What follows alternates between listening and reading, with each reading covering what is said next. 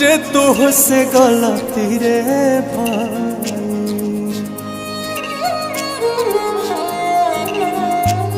एक तो समय आ गई तुझे तुझसे गलती रे भाई। और सजनी रे तीसरे चुनरिया तो हर माइल रे।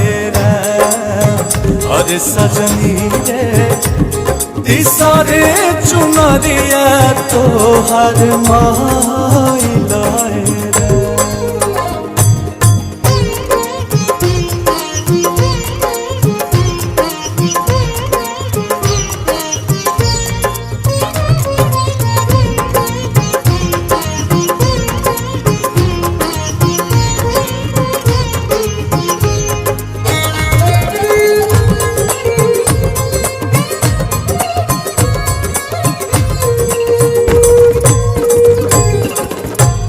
बचपन बितवलू तू तो खेल के नदानी में। हमके भुलाई गईलू जोशिया जवानी में। मेरे सैया शरण तेरी सुनो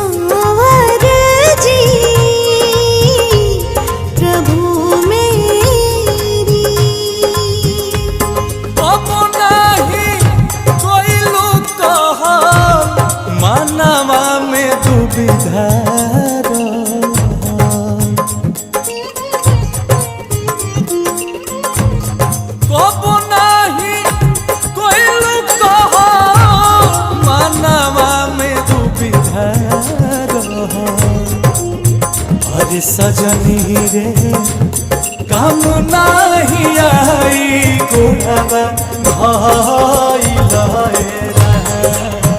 अरे सजनी रे तीसरे चुनरिया तो हर माँ